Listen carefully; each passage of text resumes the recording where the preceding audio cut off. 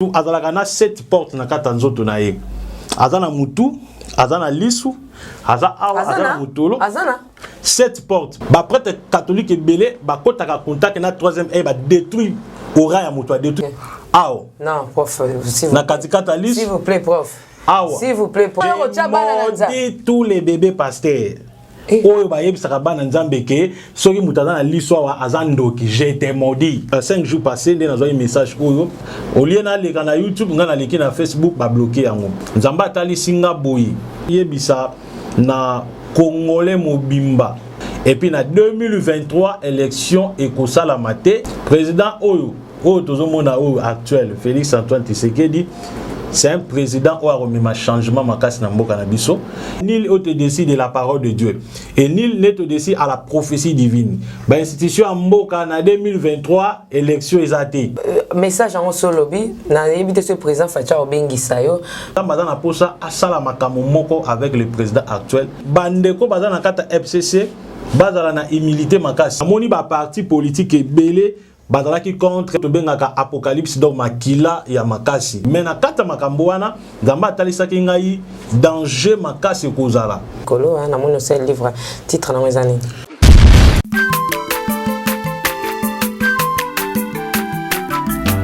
azamwa na motote po akosangai abongwa ni pete po awangata nzambe ya le Nazarien. Le Nazarien, le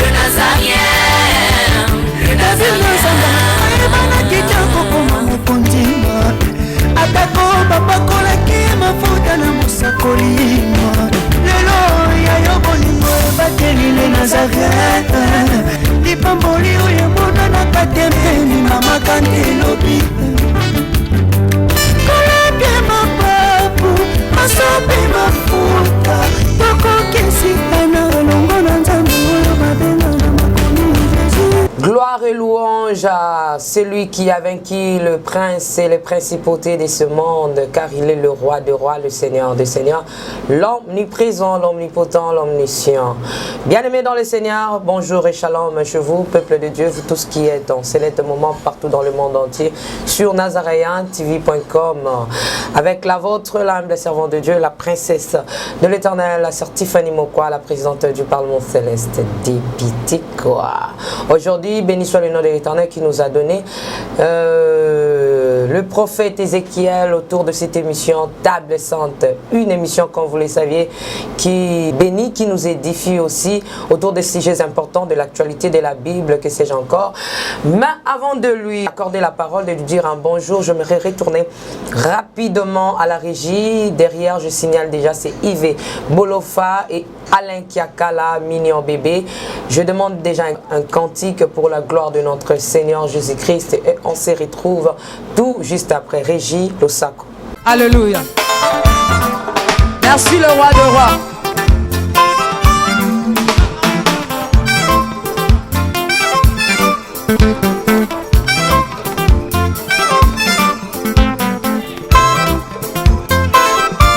Alléluia.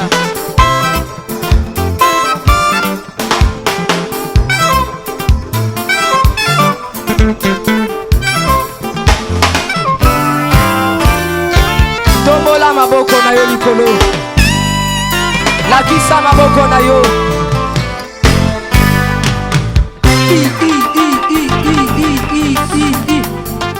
Sakat. Sakat. On y va. Ah. Salaboy, salaboy. Assis sur son trône. Salaboy. On y va. Assis sur son trône. Encore, encore, encore. Ah, ah, ah. Afandi na ngwende na ye. Yesu azaya kofanda. On y va. Assis sur son trône. Afandi, afandi, afandi, afandi. Assis sur son trône. Fandi saye, fandi saye, fandi saye. Nazo mono tetika Yesu afandi. Afandi, afandi, afandi, afandi. Merci Jésus. Merci Jésus. Afandi, Afandi. Salaboye. Salaboye. Salaboye. Gardez-la hier sur le saco. On y va. Gardez-la. Gardez-la. Gardez-la. Gardez-la. Gardez-la. Gardez-la. Kaka. Kaka. Yambalo ya daba ministre bakokata. Nazolo bakatela yelo sako. Katela yelo sako. Katela. Katela. Katela. Nazo monote. Nazo monote. Nazo monote. Nazo monote. Salango boye. Dosé. Tolobi à tout. Yoka. Merci. Tolobi boye. Yambaloyo. Adaba ministre bakokata. Adaba généraux bakosala nini? Adaba ministre bakosala nini? Adaba président. On y va.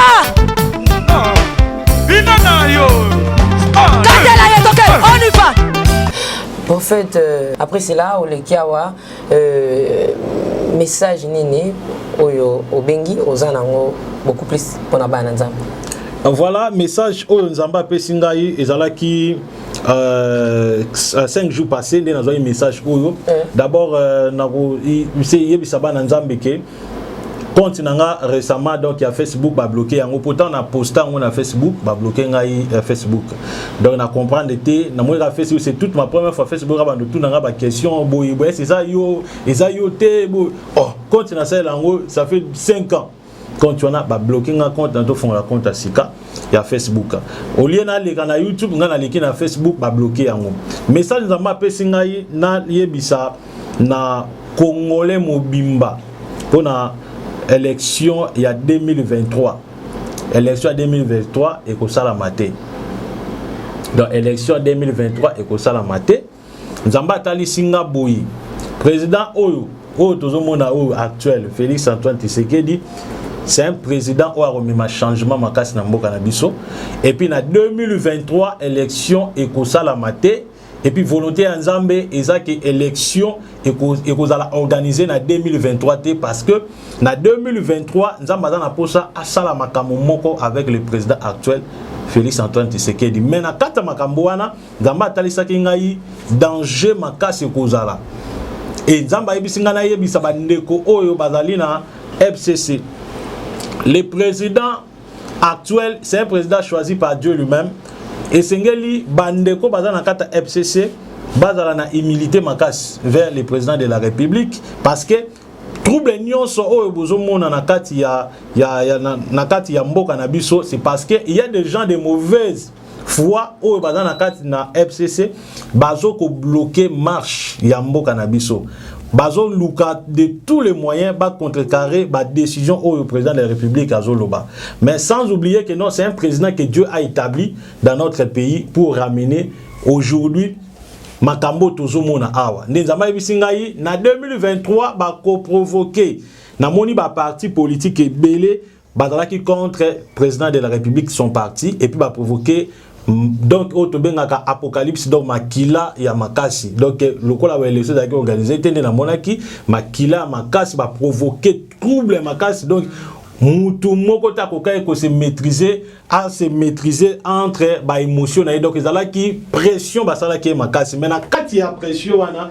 Nzamba lobi azana nous en train de travailler avec l'actuel chef de l'État Félix Antoine Tshisekedi donc Nzambe volonté na ezali peuple congolais nyonso bazala uni bazala bomoko et puis ba soutenir président actuel parce que Dieu est en train de travailler avec lui. Voilà pourquoi na linga ki na blekango ngai re na sana leki na Facebook ba bloquer na Facebook Nzamba lobi na yebisa ba institution nyonso mboka nul autre décide de la parole de Dieu et nul n'est au-dessus à la prophétie divine. Ba institution mboka na 2023 élection ezate ceux qui vont faire l'élection parce que il y a un complot na rolo ba on a les Nazareth pour épargner Pebino et loko mo balingi basala balingi basala na 2023 souci na bango ezali balongola Félix Antoine Tshisekedi Asani akende balongola ependa na président na donc azala sous présidente et puis bakoluka kokotisa muto bango balingi bakota afin que mboka ezonga toujours dans les chaos comme il était à la fois. Là je vous épargne, mais nzamba lobi plan wana nyonso amoni yango. C'est pour cela Dieu a dit 2023, il n'y aura pas de l'élection dans notre pays. Ce que l'élection vous allez au monde a dit kawe vous allez makasi trouble vous allez pena makasi. C'est un peu ça. Prophète. N'a pas posé question. Sans problème. Oh, tu sais la psycho ya ma politique. Ils a analyse. Et pour attaque tout na bengi ka ata mwana mona baba na tout comment est-ce que 2023 cause élection et sans ka cause arrêté pour na ninte président Facha sala des fois pouvoir pour élection jusqu'à maintenant plutôt sali inscription batuté sali nini eloko mo samité donc 2023 tout ni bébé abotami siko abimi pou c'est que papa ningo yeto maman ningo ye bébé est-ce que l'élection aux années à ce que les années monté yo mo yepso bande ko bakolando au sali analyse politique to ozali muto yo ozana sima batu bako peso mbongo to bako tinda yo oya ko kitisa peuple motema ta mona bango élection ezate ko endormir peuple. Bon, mais quand on se situe aux awapi Bible zolo bana Ézéchiel 33. Moi, na moto, na place le rôle à sentinelle. Moi, je suis sentinelle. Bapongi na ngani nyonso, na dala le rôle à moutouté. Il y a des fois Dieu m'amène à l'accent marambe belé. Mouto a komaki président ya Zimbabwe, na eba été et j'ai prophétisé Moutou Kinga dans la présidence de Zimbabwe et Dieu m'a donné même les noms. J'avais prophétisé dans les réseaux sociaux et puis ndé tolo babe président yende mutakoma président de la République. Ah ben ça. Non. Parce que prophétie, nous avons besoin de prophétie. Bon, bénédiction la prophétie, c'est des choses différentes. Pour Oyo, ce n'est pas analyse dans ça là qui. Ezali analyse d'abord un atala nanga journalité baninité. Ngai na landa nanga ba biloko nanga soit ba maté ya tout na zapena na temps à télévision té. Siko na zapena parti politique té et puis na zapena contact na politicien mon côté. Mais na ye biloko moko tant on a petit professeur parti Facebook na zaki contact na batumo ya cabinet ministre ya finance. Ba lukanga parti ya Facebook ba benganga même boy. Là petit professeur. Tant un petit professeur on a parti Facebook. Après ça, on a bloqué Facebook. Message au Nzamba Pesinga, ils ont analysé, ils ont message on a là qui na moni message wana. Nzamba yebi singa pour na moni 2023 makila makasi. Pour ça makamususu na zolo banga parabole na ko pesa ba précision té. Nzamba yebi singa que 2023 élection et kozala té. Ils ont dit que analyse non. Nzamba yemo a décidé abi élection et kozala té parce qu'il a besoin de travailler avec le président Fachi. Mais ce qu'on a 2023 Nzamba tali singa rise linge sala mabalingi ba longola yedo. So que élection sala na 2023 Facha kita mata. Ba résultat ba publier wana vous ala ba cliquer les mêmes jours pe ba longola par force. Donc par force ba longola.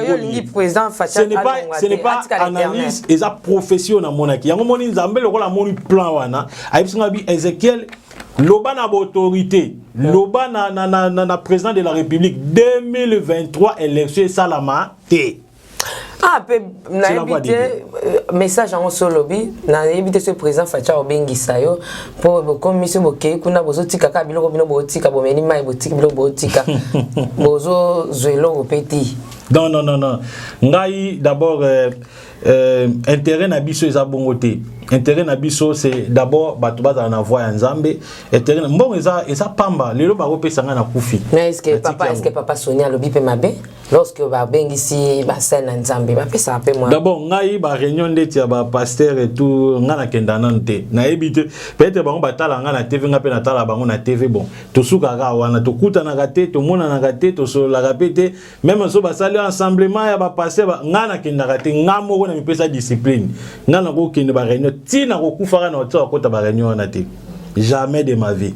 Ngai na olega na TV na pesi professeur Sili na olia na ndenge na nga na vivre na ndenge na nga. So mo konzambo abi na yamba prophète.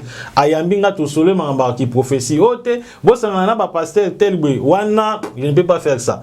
Pour ndenge makambo ngwa nzambe komeli C'est comme une des.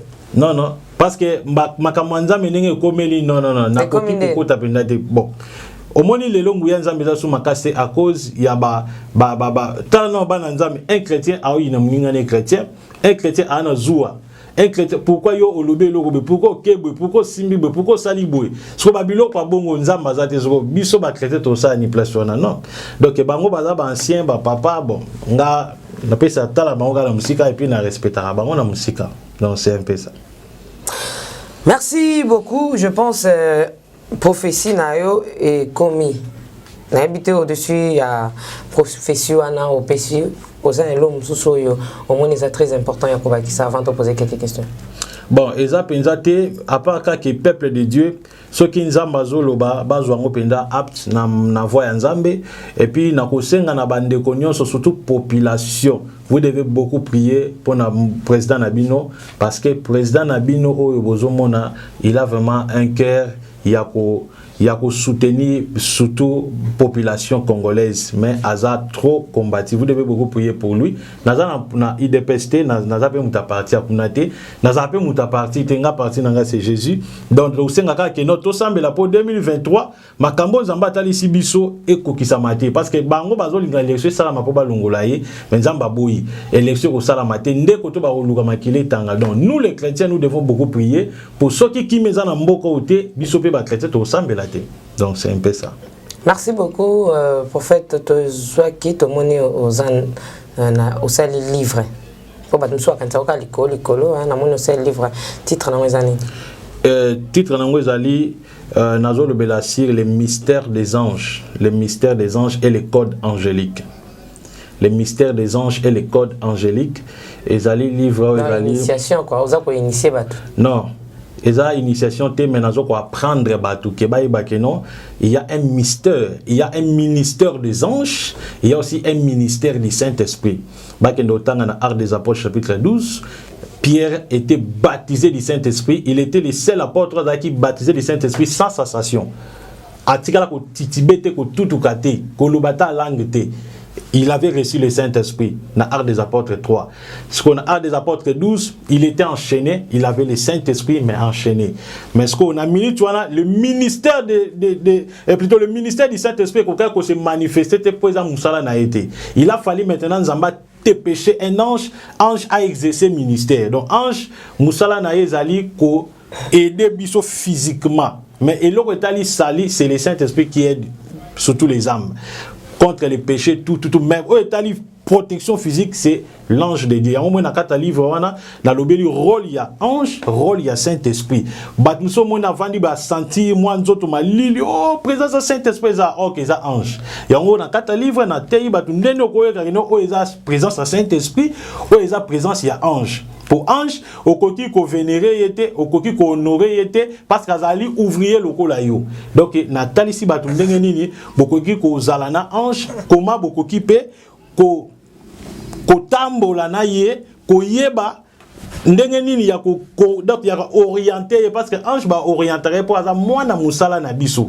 Ce qu'on a na Saint-Esprit, ange a commis moi na musala pour ange azo respecté au thème azo respecté Saint-Esprit, la divinité est dans la carte amnayo. Dans la carte livre comme un code, on a des comme un bela ou code. Donc code ou ba décoder ni ba coder. Code angélique ezali par rapport ya ba langue parce que ba mususu ba imita ka ba langue mutu moko lobi langue kuna moni nde watana na TV yé pas bani ko lobango a commission par actualité. Or oyebite o code wana langue wana lobi ezani ni pona ye. Donc à partir ba code angélique mutu na mutu akoyeba qui est ma langue on zamba pesinga ta on a Saint-Esprit pour tout ça on a Saint-Esprit langue yo lobi wana ndeza yo parce que code angélique ezaka eloko ezo permettre yo au découvrir particularité ya langue na yo eza manga mususu okokuta na batak moko boy et senga te ko ganga Jésus Christ et senga te ko ganga yo molima be bima na kombo non à partir ya langue et ko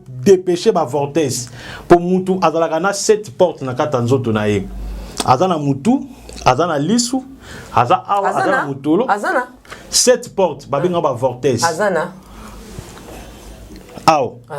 Porte d'entrée ça ao. OK. Ao. Non, prof, s'il vous plaît. Na katikata lisu. S'il vous plaît, prof. Awa. S'il vous plaît, prof. Problème est que toi qui ne poses question. Attends 1000. Awa. Awa. Je suis prêt à répondre. Pardon. Merci beaucoup. Bon, troisième aide. Bon, il y a mon azolo baké. J'ai tous les bébés pasteurs. Oyo ba yebisaka bana nzambe ke soki mutaza na liswa wa azandoki je t'ai maudit. Vous êtes des aventuriers. Ozomona eloko yango oyo bazo détruire peuple de Dieu mama Tiffany. Yoka sikoyo na kota wana eza domaine na nga mama. Wana ko simba te. Bonga domaine na ngani. Yoka sikoyo na koma place wana. Koto nde mafuta mataka yango wana. Bolanda sikoyo. Na olia bakiti na ba mesa. Ah. Atanya ukondoko. Namona yo. Nachayo na mwamba. La minute on a 4 pena katikata saga fufu. Oui, alors est-ce que tu bonjour. Boni. Et l'autre côté, et puis qu'il y a mon bureau à travailler tes micros. Donc dès que ça on a eu galère na niveau 0. Tout ça là boy. Moi il naza mbongo vraiment mingité. Mais nazo tchela bino moi mukio naza nango na agence moko boy Nazareta. Sarita qui dit sérieux. Oh. Maman, comment est bon donc yo pesa au fouti mbongo kuna partir à poto biso to ya to jubiloko. Na bengi ya Scotty. Agence moi ifungami comme nango Nazareth. Na kufie. Agence lisusu. Ndeke sansu mulongo kuna. Pona zela susu. Kuna eza mamba mulongo te. Yesi afuti mbongo kuna partir à poto biso tozoke ko récupérer biloko oli. Ah tika boyiko. Yiso mona makama bongo na monte. Bat papesi mbongo kuna biloko ko récupérer biloko oli na agence. Ezalaka. Mais yango ibandi. Maman. Leki nanga yebisi ngai mena ndimite. Na lingi na mona ki mona mbeso. Poli kamba boye. Na monde na ne salamate. Mama yebisa ngai. Ba pesi mbongo kuna biso to récupérer biloko ko lia awa. Ya solo boutique Nazareta ezali boutique ou ezali à distribution ya ba produits alimentaires. Ah! Na sali poto sunga bandeko oyo même ba oyo bazana na peu de ressources. Comme on a été bandé qu'on va à niveau à Kinshasa même avec un petit rien. Donc à partir à $10, $15. Donc si on a un bon côté, nous devons nous apporter au sungayo à ozuka biloko kolia. Eh maman Nazareth nzamba pambola ya bakise mikole belé awa na sena mokili. Et bon awa tozawa poto yeba adresse awa. La boutique Nazareth a été ici à Kubungate, toza sur avenue Monkoto numéro 1, direction Elengesa. Face à face na église catholique Saint-Vincent. Ah, direction Elengesa, Monkoto numéro 1, à face à l'église catholique Saint-Vincent. Ah, Saint-Vincent d'école. Bon numéro de téléphone, vous avez monté déjà vous avez nango, on a 3 numéros pour Paris, vous avez un numéro pour la Suisse, vous avez un numéro pour la Suisse. Ah! Non, non, non, non, non, non. Nazareta. Vous allez la Congo Sili. Julia. Ngana kangisa kia fufu. Eh, ya modé, yo bandika na fufu. Oui. Pour la Nazareta, tu as un système en bimbi, na mbongo shingo. Bon, ok. Vous allez Silio. Sarita qui dit sérieux. Bébé oya botami, obi ke bébé dans la 3e œil. Zwa bébé kendo koche na ndako moko bebisika moko beza mabe, soit be esprit mabe zo mona bébé na bandaka kolela. Ata bo pese bibero, ata bo pese mabele akolela. Pourquoi azolela? Parce que azomona. 3e œil ezaka œil spirituel ou ezaka tout chrétien à 3e œil. Et arrivaka to banana un exemple na yo moko. Otambola na nzela. Omoni image moko boye, place moko boye, lokwa mo événement moko boye. On se rend compte oh comme si que na mona déjà loko quelque part. Mais otika la komona ngo te mais olobi comme si que na mona ngo. Et loko sala remutu a se rendre compte wana ezaka 3e œil. 3e œil et tobota marana ngo to mona ngo mais e kanga marana âge à connaissance du bien et du mal. Ko nzamba lingaka mutu ye moko a décoder yango. A fongola yango par la consécration, ba prière, surtout sur le Saint-Esprit. Siko 3e œil wana yango sala ke mutu soki alali. Ozolo tandoto oza na zamba oza na mboka moko boza boye bozo solo tout eloko esala miso esala ko mona na kati za miso te o miso etala ka bulumbu mitakala ba pornographie masumu tout grand sort na mono lingya mingi ya ba pornographie ozo nga kala tozo vivre na monde yango tozo vivre na monde ngote tozo vivre na monde chaque émission ya kaka pornographie na kasi ko to raté te osuki sika non on cite le péché par son nom to vivre na monde yango o eza miso masumu bilula lula tout o miso ko mona makama molimo te e mona raté mutu sa isoko te na line na butu na mona lokola miso na mafonlinga miso wana c'est un aventurier miso mona reza troisième œil za na kat na biso chrétien no ça na troisième œil babenga o œil spirituel c'est que sur le but chrétien ça l'histoire c'est que ils ont moko donc œil spirituel na moko monaka eza songiliso te eza lisu moko c'est ça boit te mutu kasi mpo mutu fa mona mutu zamba kocha lisu moko te yo kana expliquer yo papa est-ce que poser na ko loba toke loba ya domaine pourquoi vous agitez mon sac te na agité te mafuta nde mati toke pas passer les clés kasi ko passer les clés toke tango basen nzambi balbake na mbonde nzambi nzamba fungola miso yo simba batwa Zama fongolo miso. Tango yebisa niti mwana yo non ngala za prophète na nina transmettre yo prophétie na obonde nzamba fongola miso o simbewa. Ba bébé pasteur aussi mba na miso e mona ka mitakala. Yo ngala ko simba ba pasteur ba te loba yo simba. Te wana c'est un secret, je ne peux pas dire ça. Loba place au simba ka. C'est un secret pour na yebi siko lingo memanga. Oh mais oyebi kasi ngala tuni te lobi ke top mata na mafuta to ke na mafuta. Ya on to bi ke to ba zo livre ne ba oyeba mambe beni parce que en fait pour répondre à la question na ngati. Ba bébé spirituel na boité ba simba ka awa. Izana longa net pour na mo. Awo simba awa na miso awa. Na longa mona tango atiki okebe omoni mwasi mo alati elambe kanga ba simba nyoso ala oluli. Yo simba. O miso olula. Yo simba wa. Nga na simba kota na simba kana rolo bango teto bato ta botanga livre o simba ka awat o tia mtu troisième miso awat koto wana rolo bango oh bon so simbia to simba so simbia ne miso bocha bon yo yebi ke ba simba awa bon ngana yebite yo ndoza ko apprendre ngake yo lisu moko zaka ngana yebisi yo te ngana yebisi ngaba simba ka nzambe balobi ke ba kaye kwei amoni ba kayo zalaki na miso et kwei amoni atatangu Paul Sol baikaye wana zaki na miso wapi oh bozaki na miso wapi miso ya songiliso ezakia oh bon ozolo ba yo za prophète ya domaine nous pouvons en bibliquement bon donc étant dans Jean chapitre 20 si je me trompe pas Jean chapitre 20 verset 30 Bible zolo babo Jean chapitre 20.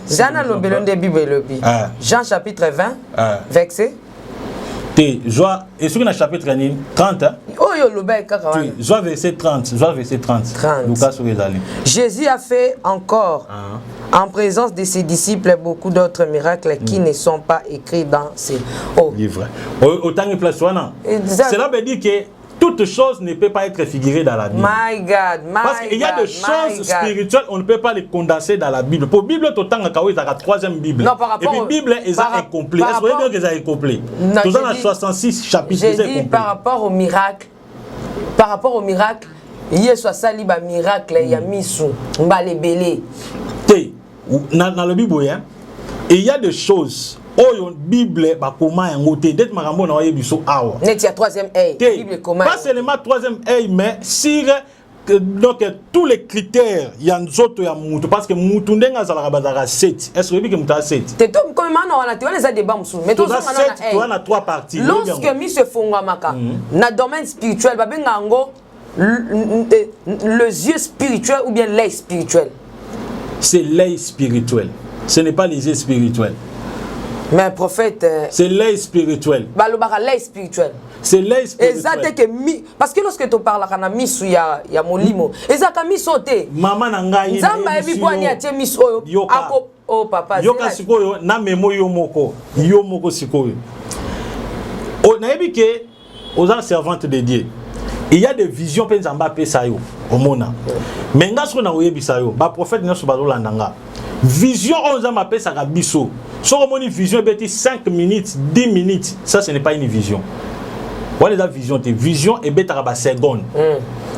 Nayebi ba deux ba mona vision ba mona bongo. Avant dika boy. Amonika mutuma la te lamba rouge aleki asutuki. Amona ngona miso yote. On a nayebi sio. Et puis comme un exemple, bato mingi ba mona ba vision. Soka moni vision asimba miso yote. Asa asimba oye. Asimba miso yote. Asawe. Mingi bachaka loboko awa atie boy. Ça la constate. Ça la constate Luka ba prophète ba monaka. Soka moni vision o est troublé. A simba a. Bango peut-être ba miye baté pourquoi ba simba ka awa. Mona tcheboué. Mon frère bien-aimé, ana moné loko moko non. A simba ka awa te.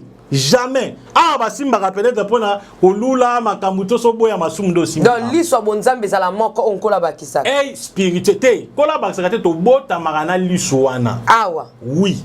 Mais ezalaka invisible et mona la kaboité bandokinde ba mona ka biso yango mona ka ba prêtre catholique pourquoi ba sala ka messe de sacrement ba tiaka mutu putulu awa ba prêtre catholique belé ba kota ka contact na troisième et ba détruire ora ya mutu, détruire vie ya mutu à partir de lokwana yango moni mutu soki azana bitila ko wendre yo asimbaka yo a boyaka même awa na mutu boyaka eza problème makasi ozomona siko mutu amona kana liso même soko lali soko lali ozolota ndoto omimoni nzoto na yo elali entre temps omimoni oza quelque part ba so mona bongo azomona ke non na lali penza entre temps azomona ke non na zape quelque part et loko emona ke zalaka miso elala kate po miso elala ka déjà kufaka mais loko emona po so mutala na butu miso emona ka sute fo elale elembi elale kangi miso mais o emona ka ndeza oyo. En fait, vraiment, ce n'est pas prouvé bibliquement, donc au démontrer en bibliquement. La Bible, bako chango te po vous la péter. Et ça makamumoko trop spirituel. On les enseignements ya ba prophète. Non, enseignement prophète kate. Ya ba prophète batal sans fo laksango ba sakoli. Nde ya ba prophète kate. Ngai na faut pesa nga livre wana, il faut te mais je demande à ce qu'on pesa nga livre na tanga. Merci beaucoup. Mais ko initier ngandete. Te, bon, na ko lo bandete nini? Initiation ezanine. Initiation ezali. Te, na bi ko kokape ko initier ngate. Bon, les cas. Bon, initiation, on a un et ça, Jésus-Christ. Il y a la troisième haine à l'ingité. Non, Nazolo Babouye, au moins, mon troisième haine est sonné ma bé, pour interpréter ma bé. Mais moi, je ne parle pas vraiment de troisième haine. Nazolo Bassi, l'œil spirituel. D'ailleurs, ma prophétie ne se monne là-bas. Si koyo, bandoki, babengango, bata science, babengango troisième haine. Mais ce qu'il faut y avoir comme maman Tiffany. Satana ou monaka, nyos ou monaka, il pas Satana. A créé un côté. A mon ango et pas nzambe yango salaka. Tant que Satana lobi que troisième haine. Alors, la race troisième, il y a que chrétien. En fait, tu rozalana autour, il y a livre wana. Voilà. To yeba on a muzindo parce que comme on peut ça va tourner ba téléphone, nzoka ndozo koti ça va biloko ezalate. Ah ou to démontrer ngo bibliquement, o ya nango noir sur blanc, Bibli, il faut pas ça avant pour na tanga, pour na se ressources aussi. La Bible dit les écritures tuent mais c'est l'esprit qui vivifie. Surtout la Bible écriture et le Bible. Oui, yo linga Bible était. Yo moka wana. Yo non, tu aimes pas la Bible. C'est comme si tu... Non, ce n'est même pas comme si la Bible. Tu n'aimes pas la Bible. Ozawana, ozolikam, nako kata Bible. Yo wana kaka. Osani, o Bible mbanga pasi. Ozana, o te Bible, les écritures, yo linga Bible te point. Na Bible, Bible, c'est notre constitution. Mais il faut y avoir lokomoko. Bible, o biso to tangaka oyo. O est livré. Muto ko tata ngo papier chepe diamba beti diamba pa kya kufite. Comme lango. Te na mela diamba te muta ko mela papier ya diamba milinga mais elo et na kata Bible bato ba yebezani il y a un esprit et batami na kata Bible esprit wana nde babengaka Jésus-Christ azalaka na kata Bible muto ko vanda ote masumu eleki kima masumu na lale la Bible ozi pe Bible o lale li Bible moko sala masumu pe na Bible na likolo wana pe osali masumu na Bible ça veut dire que la Bible mais biso total la Bible, total la Saint-Esprit dans la carte Bible. Et le c'est le Saint-Esprit. Nous sommes arrivés à la fin, votre mot de la fin et puis le numéro. Voilà, mot de la fin, Zakake. Message Oyo, Nzamba Pesi, Bazango sérieux. Et puis, pour la maman Tiffany Lobby, Tokoya Tokolobela si livre wana, Tokolobela si le mystère des anges et puis le code angélique. Donc, autant il y a des versets bibliques que tu tiens à Katouana, Bolandela tout.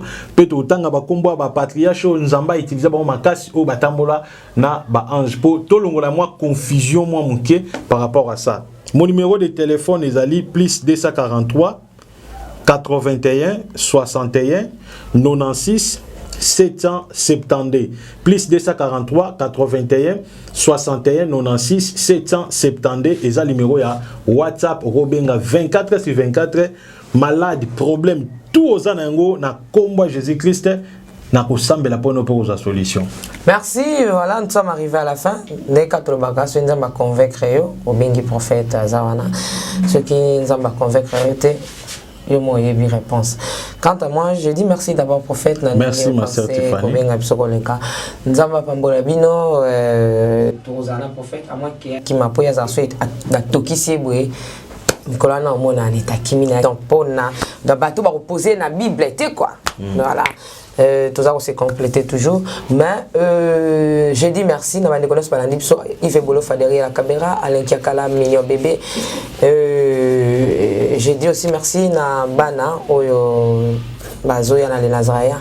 Là je vois Arsène, que le Seigneur te bénisse, béni aussi bientôt pour mon abango même tout avec monsieur Koya pour en tout cas Arsène soit du prophète dans le livre en Johanna.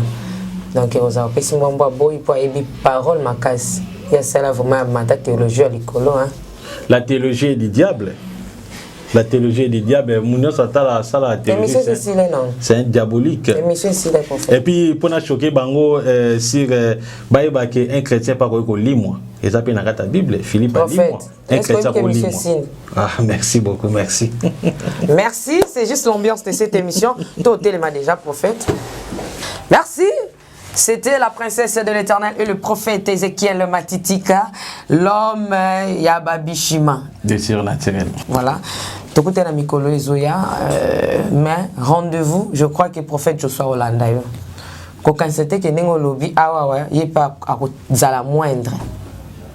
Ngako na senga ya na jeune pour arozonga fatigué. Doraya pena na jeune. Merci beaucoup prophète. Oh thème ça va démon non.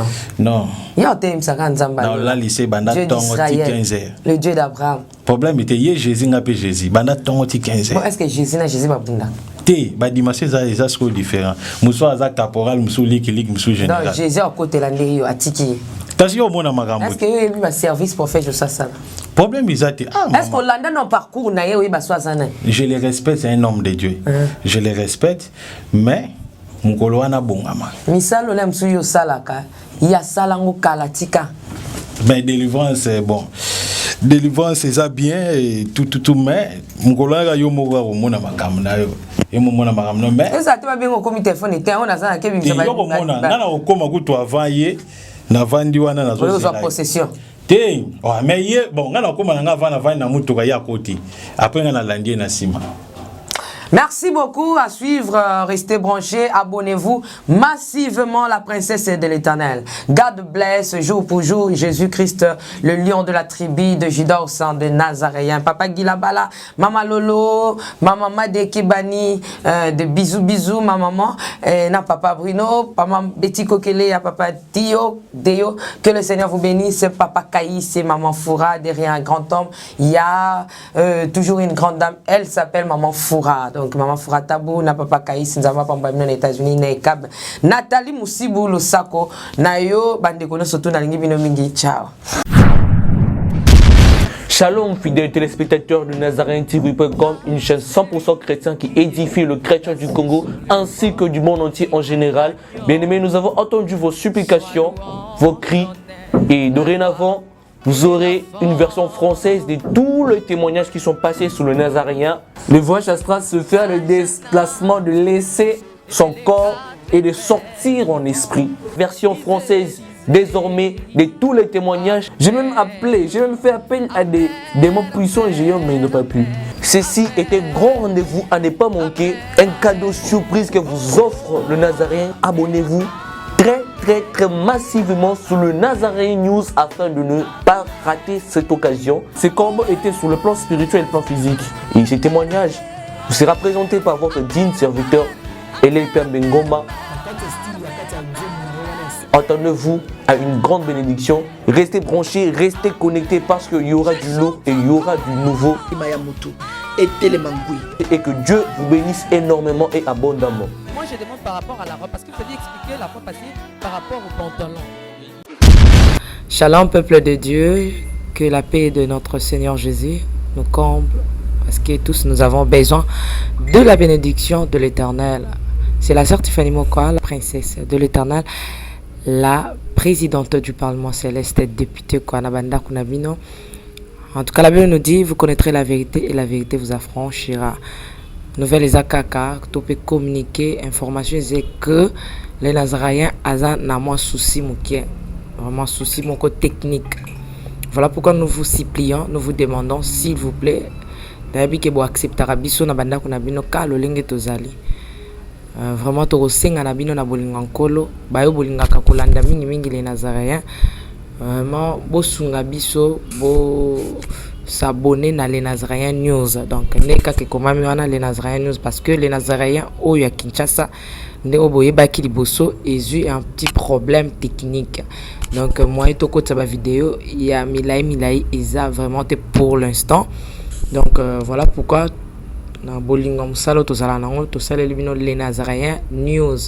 Dans les Nazaréens News nde ya bino les Nazaréens News les zaka les Nazaréens donc ndakwa les Nazaréens okay?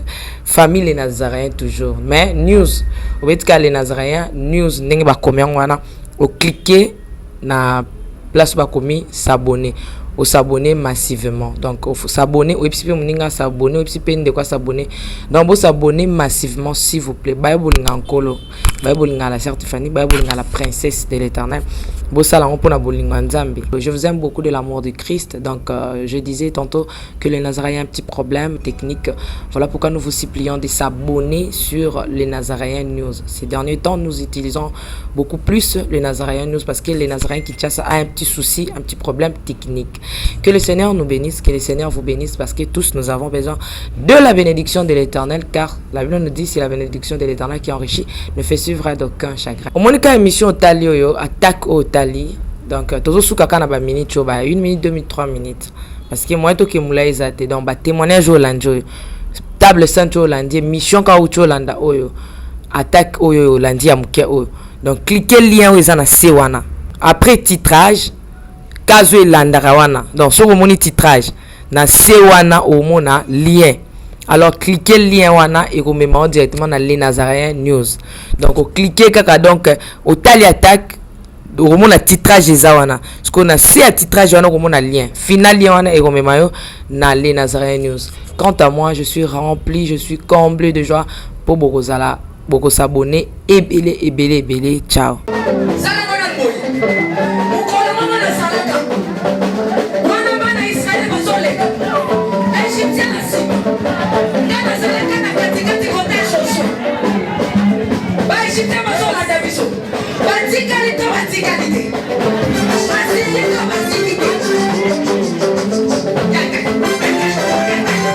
Loba Satan azana ba problème. Oh asimbi kisi. Asimbi kisi. Yali kambwa kisi te yobe ke no luka kisi na osala nini? Oh simba. Biso tozo ye